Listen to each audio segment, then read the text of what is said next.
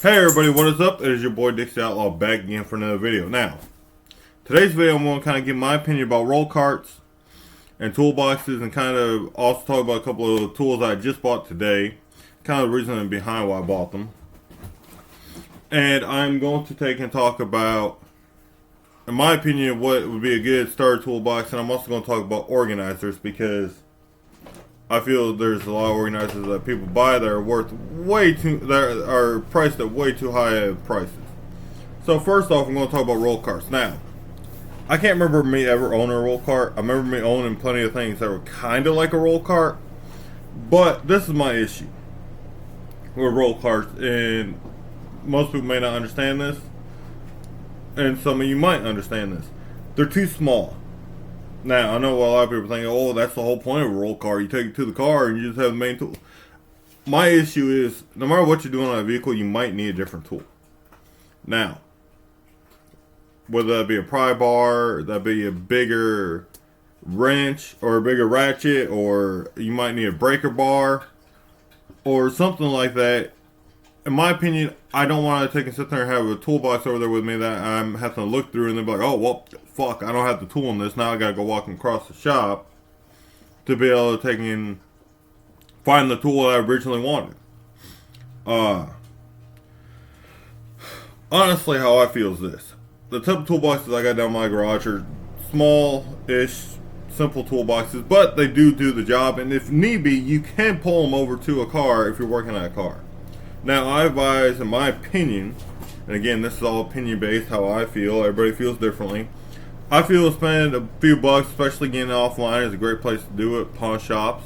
Sometimes you can get them with tools in them, like I did. A lot of my tools came with the toolboxes. And then I bought plenty of tools after the fact. And what you can do then is you spend about $100 and you get a really nice toolbox and some tools sometimes for a pretty decent price.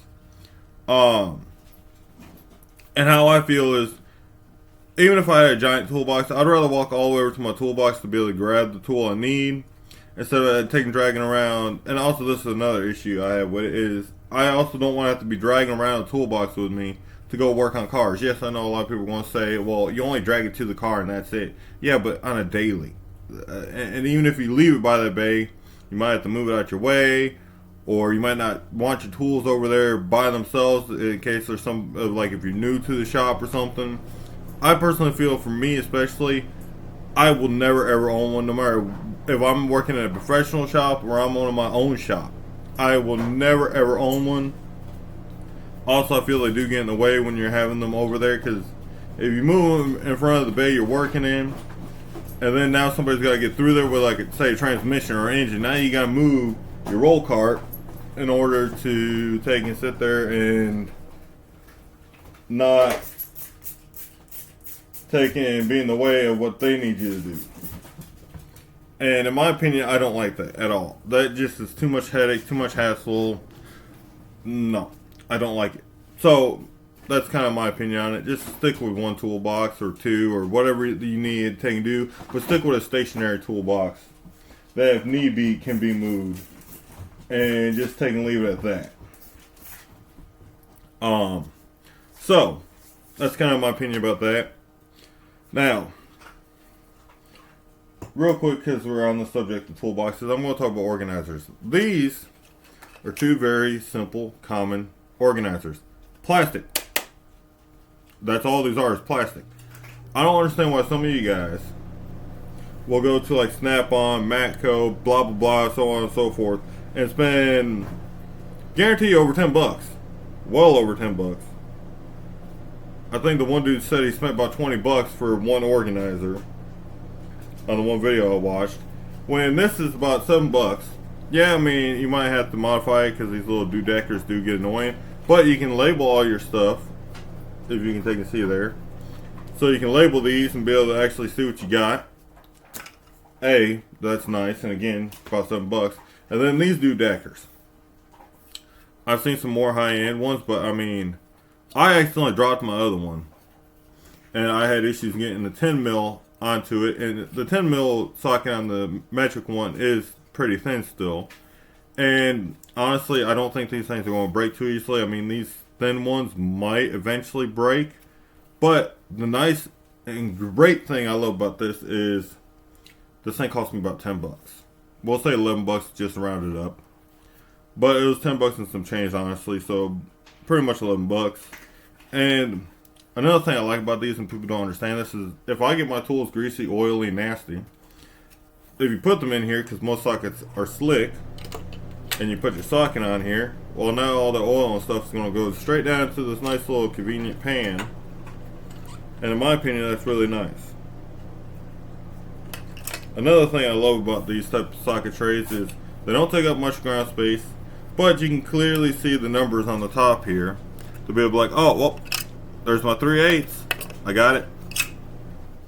And in my opinion, that's just really, really nice. I don't feel the need to spend an exorbitant amount of money for organizers. I'm fairly certain if you really wanted to, you could probably make your own organizers for even cheaper. Probably just go buy some plywood or something, like some thin plywood, cut it down and glue it together and have you something pretty nice too. And another thing I'm going to take and talk about, because again, on the conversation, toolboxes and organizers, I bought these today. I'm not a big fan of these, but we'll get into it later. This is actually a bolt set for like 25 bucks, we'll say. And it comes with a standard and metric. I don't know if I would technically classify it as a bolt though, because it's got these type of heads. I hate these with a passion, because all they do sorry y'all, all they do is strip out. I don't like that at all. So, but the reason why I pointed this out is always having something nice like this that can keep your stuff organized and keep it from just going sloppy doppy in the toolbox, or from going sloppy in like whatever container you have it in. These are nice to keep stuff organized, and the best part about these is if I ever, which I'm down, I'm going to, but if I ever somehow use up all the stuff in here, I got a nice organizer for other stuff that can actually be carried if need be. I don't trust it carrying this thing farther than 2 feet, just because this handle is so flimsy, and these boxes are so flimsy. But I mean, it's there. Now, let's get into some tool talk, because I feel I need to take and say this, because I'm an old school type guy. Credit that. However, Ultra Steel. I am trying to get into some of these newer tools, see what they're all about. I got me a swivel head ratchet the other day. I hate it. Haven't found a single use for it. I don't know what these guys keep bragging about, that they're so great and multi-use and stuff. This is the only swivel head that I got, and I bought this today, that seems like it might be functionable. This was part of what they call a tune-up kit. And it's by Ultra Steel. It's an O'Reilly's brand. And it came with the ratchet, which I'll get into in a second. Came with 2 sockets, 2 spark plug sockets. One's a 13/16, and the other one's a 5/8. And then it came with, let's see, about a 6-inch extender. I love it. And it's 3/8, which you watch, if you're going to be watching my videos for a while, you're going to find out I love 3/8. I don't know what it is, just I feel that this is the perfect thing, even on small bolts. You can get just enough torque to be able to bust it loose, but not enough torque to break it. And I still do use my quarter, of course. But that's normally for smaller work, smaller detail work. If I'm working on an engine or something, I got a 10 mil that just won't bust my quarter. I definitely bust out my 3/8 and normally bust that loose. Now, I like this swivel ratchet because it's got, I call it a bent ratchet. I don't know what y'all call it. But if I actually have a bolt at a weird angle, I like this. That is really nice. Or if I have a bolt that I need to snake up around or something, I should be able to have just enough room to be able to ratchet this. I like that. And this ain't locking, which I don't know how I feel about that yet. The only thing I don't like is this is all loosey-goosey, but I only spent like $22 for this set. So if it breaks, I ain't concerned. Now, my 2 other purchases I made today that I really like, and I'm going to show you the quarter first. This is called a through ratchet, which means the sockets hold on. It's hard to get them off the rail. These rails actually break in after a while. I'll get into that in a second. And voila, you can actually see straight through it, which means when you have a long bolt, the bolt shaft goes straight through the hole, and you can actually be able to ratchet. Now this one, it's a little sticky. It seems like it doesn't like to spin too well, but for what it is and what I'm going to use it for, which is not much, it's probably going to sit in my box more than being used, I don't mind it. And also, it's a slim design. Something I learned with this today too is if I turn it over like this, now I can get into other areas. But I really like this. Now real quick, to take and talk about this tray, this little socket holder doodacker. These metal slides, I like them more than what people would think. First of all, when you screw them down to your toolbox, they ain't moving. Second of all, after you use them for a while, the metal does wear out a little bit, and then you can get these on and off way easier because metal does bend eventually. And yeah, I know a lot of people are like, oh, well, then it's just going to fall off. Well, see, the beauty part is, normally when you got this, you got it in a toolbox, and it's normally bolted to your toolbox, in my opinion, is the smartest way to do it. And so normally you don't have to worry about it falling off because all it's going to do is sit like this, and all it's got to do is just go back and forth in your toolbox. And especially if you mount them like this, normally they're not going nowhere, which they do include 2 holes on it to mount it. I love that little detail in my opinion. So that was nice, and I think this cost about like 16, 17 bucks. This cost about like 15 bucks and some change. And this actually came with this little doodacker, which all you do with this is you just pop it in here, and you can actually put a socket on here. These also do have a little quarter spot on them where you can actually hook a socket to them. Honestly, I like this little guy. Feels comfortable in the hands. It's not too small, not too big. I like it. This is my 3/8 through ratchet, or whatever you guys want to call them. I call them a through ratchet just because, yeah. And it's about the size of a normal 3/8 in my opinion.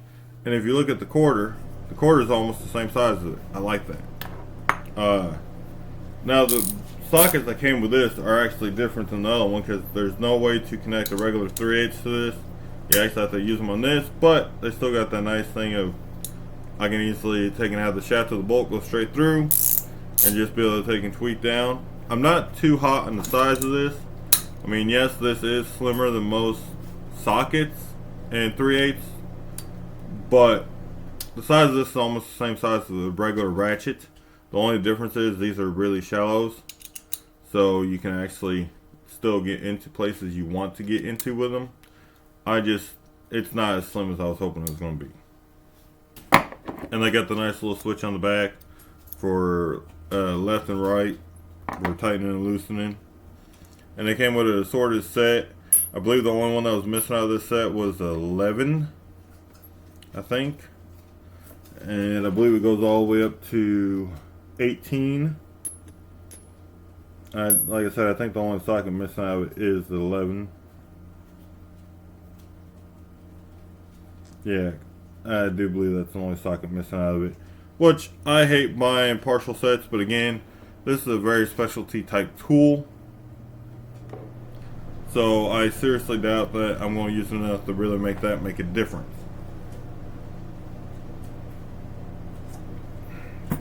Now, with all that being said, this is another reason why we go back to the whole roll cart. You ain't carrying this in your roll cart all the time.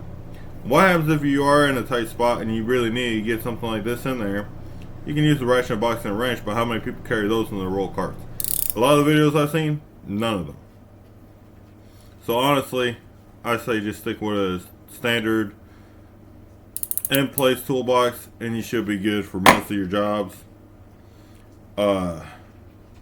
Especially also my shop is pretty small, so that does help.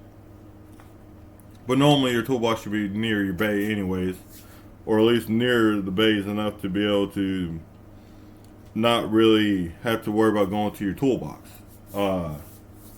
And I know a lot of people are like, well, flat rate pay, I want to get it done and over as quick as possible.